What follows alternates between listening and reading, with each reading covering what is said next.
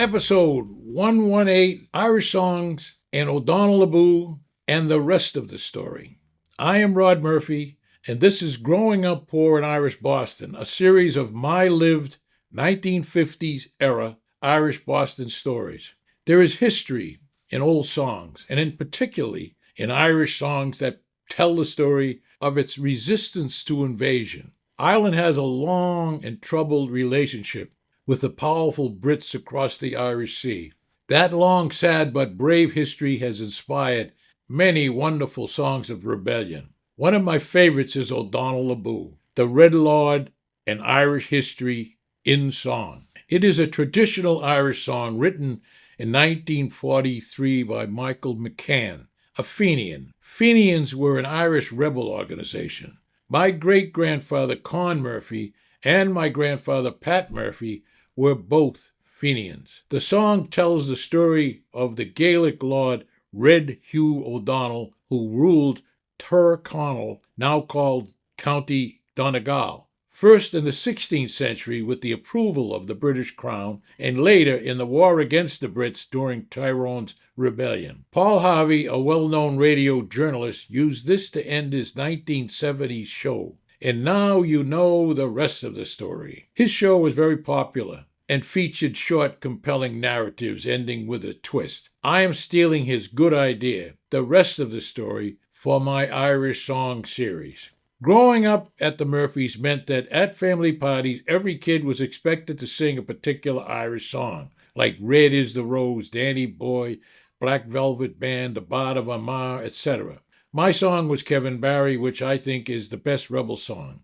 Red Hugh O'Donnell was a 16th century Irish nobleman who, with his father-in-law Hugh O'Neill of Tyrone, led Irish clans in the 9 Years' War against the English in Ireland. He led an Irish army to victory in the Battle of Curlew Pass, but after the siege of the Kinsale in County Cork and its loss, he traveled to Spain in an unsuccessful to obtain support from King Philip III. He never returned to Ireland, and he died in Spain. There is no painted portrait of Red Hugh, though a description suggests that he was tall, strong, handsome, and well-built. Sounds like your tall, red-headed, and exceptionally handsome podcaster, Rod Murphy, but without O'Donnell's fierceness. O'Donnell was a brave, a wily negotiator, and a pragmatic power broker. It is said the youthful Red Hugh was fiery, headstrong, smart, full of passion, and a fervent Catholic. Also, he was loyal to the preservation of the values, language, and culture of the Gaelic world. Above all, he was determined to rid Ireland of its English overlords. The title refers to the Gaelic war cry of Aboo, which means in Irish, to victory, and it is the rallying cry for the O'Donnell clan. They were called to assemble on the banks of the River Erne in Donegal. The Bonnet was a type of soldier, and a Galaglass was a Scottish mercenary soldier. Those warriors are mentioned in the song, and they joined the rest of O'Donnell's forces and O'Donnell's father-in-law, Hugh O'Neill, Earl of Tyrone, and his troops to protect O'Donnell's land. The song's martial melody is proud and energetic, and its descriptive imagery is striking. You can almost visualize the ranks of horsemen and foot soldiers in their chainmail advancing to avenge Erin with trumpets and war cries. A stirring rendering of the song was done by the Clancy brothers and Tommy Makem. At our family parties, Dad would end the singing fest with his grand finale, also stirring and sung loudly with great gusto, this marching song, O'Donnell Aboo. And now, my a cappella attempt at singing O'Donnell Aboo. I have shortened it a little, and I apologize in advance for all the flat notes. Proudly the note of the trumpets a-sounding, proudly the war cry rise on the gale, fleetly the steed by Loch Swilly is bounding to join the thick squadrons on Somers Green Vale. On every mountain is stranger to flight and fear, rush to the standards of dauntless Red McHugh.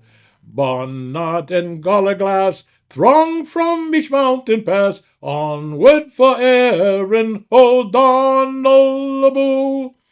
Princely O'Neill to our aid is advancing, with many a chieftain and warrior clan, 1,000 proud steeds in his vanguard a-prancing, 'neath the borders brave from the banks of the Bann. Many the heart shall quail under its coat of mail, deeply the merciless foeman shall rue, when on his ears shall ring, borne on the breeze's wing, for the dreaded war cry, O'Donnell aboo. Proudly the note of the trumpet is sounding, proudly the war cries arise on the gale. Fleetly the steed of Loch Swilly is bounding to join the thick squadrons on summer's green vale. On every mountain is stranger to flight of fear,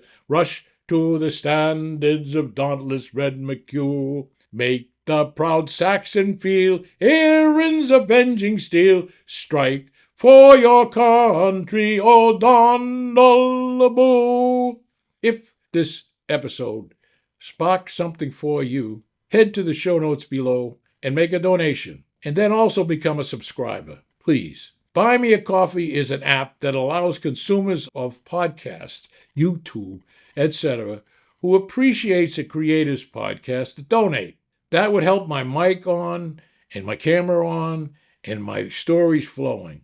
Please judge what value you get from this and other of my episodes, and join my supporters by making a donation to buymeacoffee.com/degreasings. Degreasings is spelled DEGREASINGS.